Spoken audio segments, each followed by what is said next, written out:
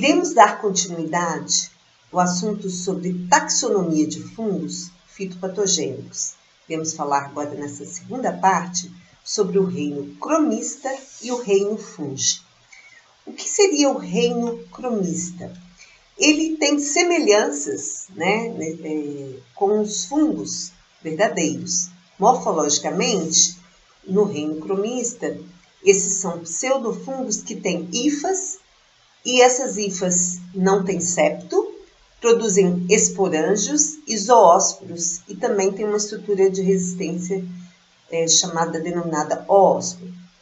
No reino fungi, os fungos têm hifas, com septo, sem septo, às vezes tem copos de frutificação, são muito diversificados.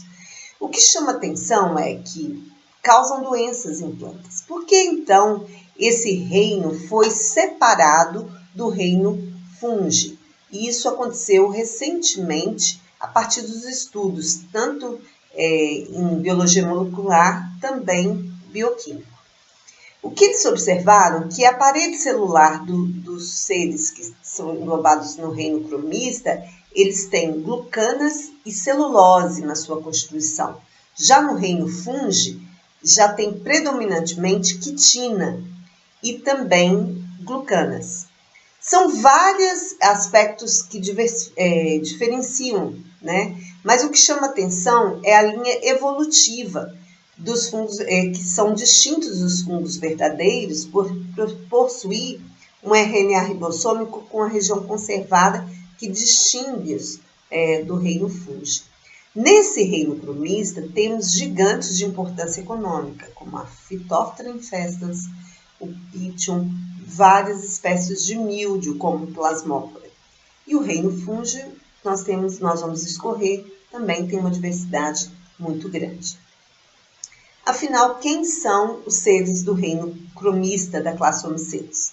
Eles são mais próximos das algas marrons e eles têm uma característica morfológica de apresentar um crescimento filamentoso com hifas que na constituição tem a base celulose e que são hifas cenocíticas, que não têm septos. Produzem oósporos, que são a partir da reprodução sexual e são utilizados também como estruturas de resistência para esse grupo de pseudofungos, que são muito importantes aí para garantir a sobrevivência entre uma safra e outra. Produzem zoósporos, como a gente está vendo aí numa fotomicroscopia eletrônica, e esses zoósporos, eles são esporos assexuais, que têm sempre 2 flagelos e ficam dentro de esporângios, que são vesículas.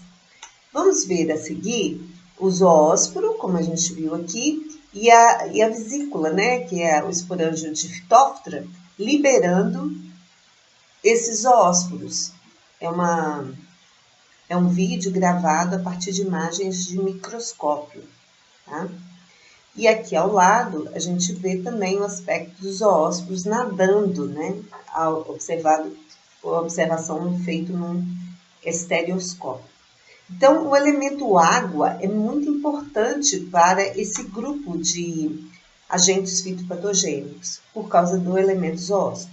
Aqui algumas estruturas, esse é o oósporo, que ele é a partir ele é resultante da fertilização do anterídeo oogônio, e é não só importante para a diversidade genética desse grupo de pseudofungos, mas também de garantir resistência em condições adversas. Aqui são os esporângios, Pythium, aqui esporângios livres, tal, e pode alguns terem esporângios em cadeias, como esse aqui, o albúculo. Então, desse grupo do reino cromista, tem uma classe importante, que é a classe dos Homicetus, da ordem Peronosphoralis. Desse grupo é importante ressaltar que eles produzem esporângios, também denominados zoosporângios, por abrigar os zoósporos. E esses zoosporângios, eles se formam nas pontas das hifas e ficam livres, eles não estão soltos.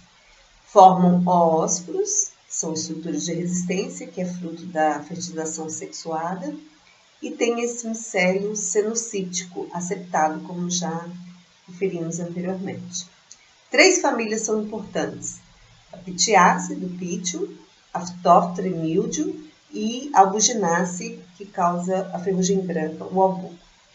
É importante ressaltar que, com o avanço da biologia molecular e os estudos mais detalhados desse grupo, eles têm sofrido muitas reclassificações taxonômicas. Então, como a gente falou, a ordem Abuginales, o albuco, o pitium, a Phytophthora e os míldios são agentes fitopatogênicos muito importantes desse grupo do reino cromista. Aqui o aspecto da ferrugem branca, o albuco cândidus, em mostarda, né, a Brassica juncea.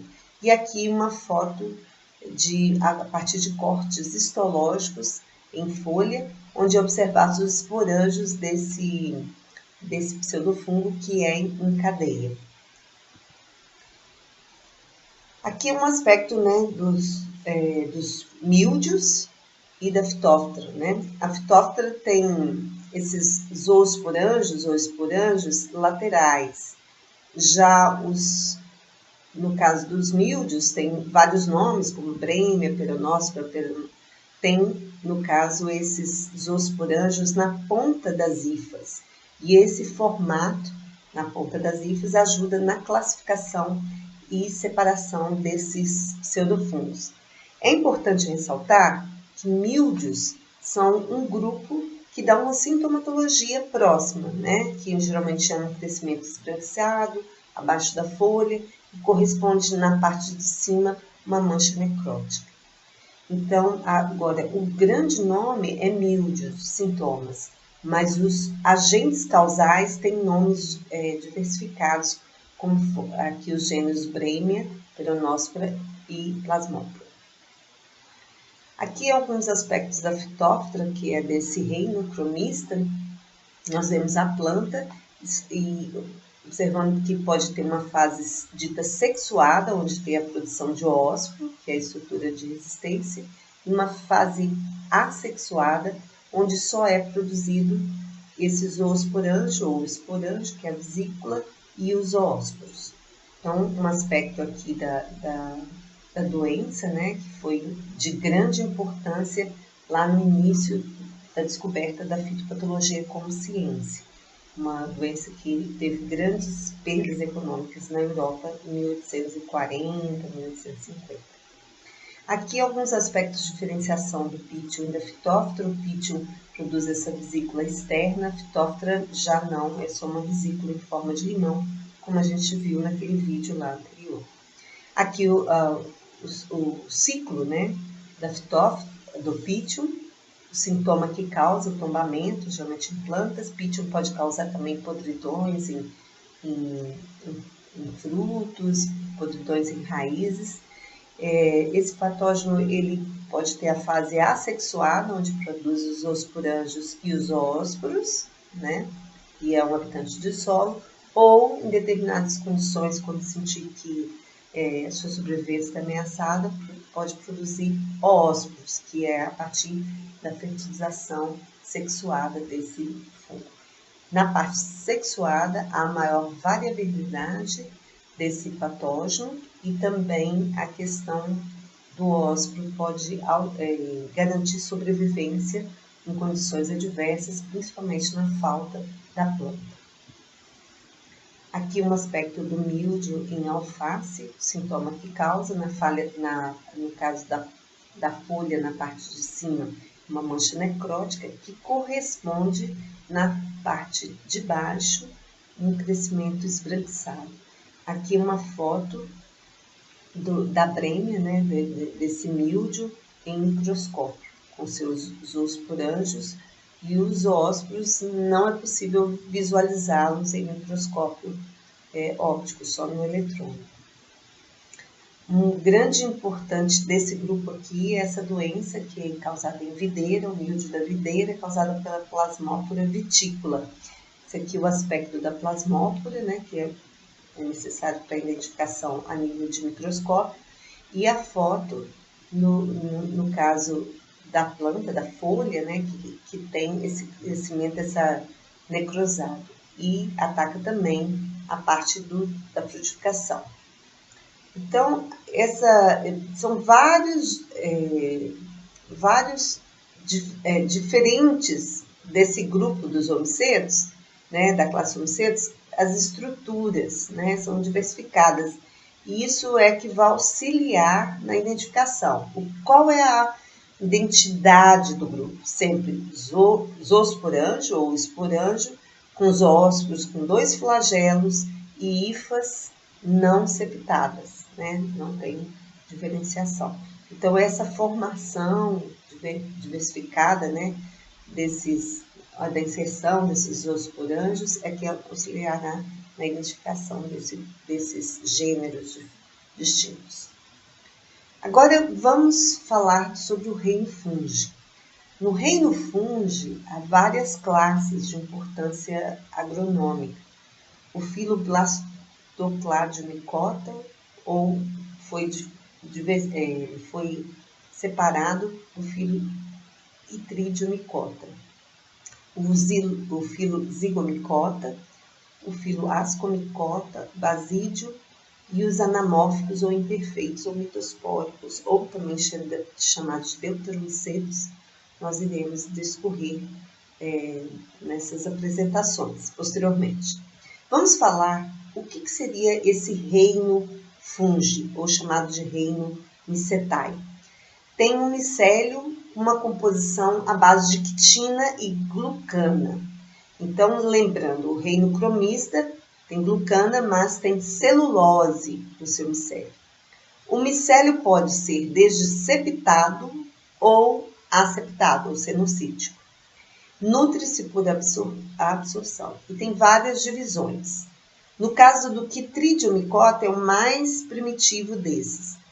Eles produzem zoósporos e aí, neste caso, como é fungo verdadeiro, só tem um único flagelo. E evolutivamente, esses grupos eles vão se diversificando. Por exemplo, no Zygomycota, os esporos já não têm mais flagelo, eles perderam os flagelos. E eles passaram a estar dentro de esses esporos imóveis, vão ficar abrigados em esporângios, similares ao da Phytophthora, né? No Ascomycota, há a presença de ascósporos, que são esporos sexuais, no interior de ascas. E é importante ressaltar que, evolutivamente, nos ascomycotas, há a presença de corpos de frutificação, chamados de ascocarpos. No Basidiomycota, a presença de esporos sexuais chamados basidiósporos na extremidade de basídias. E também nesse grupo, a presença de corpos de frutificação, que são os basidiocarpos. E depois nós vamos discorrer num grupo dito artificial dos mitospórios, que tem somente esporos assexuais, denominados cunídeos. Vamos falar agora do filo Blastocladiomycota, o Chytridiomycota. Eles são saprófita e todos os fitoparasitas desse grupo são biotróficos, são altamente dependentes da planta viva. Por isso, não crescem em meio de cultura. Eles crescem somente no limite da célula vegetal. Eles são muito dependentes da planta e ficam dentro da célula. E eles produzem zoósporos, mas nessa situação, como são fungos verdadeiros, são esporos pequenos e com um único e simples flagelo, diferente, por exemplo, do reino cromista, que tinham 2 flagelos. Sobrevivem em esporângios e são os mais primitivos dos fungos verdadeiros. Aqui uns aspectos, né, desse grupo, né? Aí, aqui o esporângio, ou também chamado zoosporângio, e os zoósporos com um único flagelo. São bem primitivos desse grupo. Alguns de importância econômica, a gente coloca aqui o Physoderma maídes, que causa uma podridão em milho, né?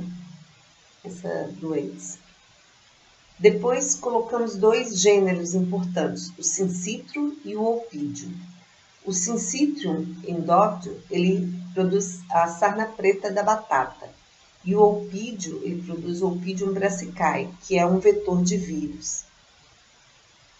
Esse Syncytium, a sarna preta, ainda é uma doença que não existe no Brasil. É considerada uma praga quarentenária.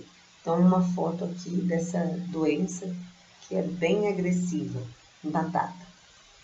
O Oppidum brassicae existe no Brasil, ele tem uma importância de atacar a alface, mas não só como fitopatógeno, mas como vetor desse vírus que causa o chamado Lettuce Big Vein Virus, o LBVV, que aumenta o engrossamento da nervura central, das nervuras do alface. Então, nós falamos até então sobre o reino cromista nesse vídeo e iremos dar continuidade aos demais filos de importância econômica no próximo vídeo. Filo quitrídeo, zigo, asco e basídio micota e também o grupo artificial dos anamórficos ou mitospóricos. Vejo vocês no próximo vídeo. Muito obrigada!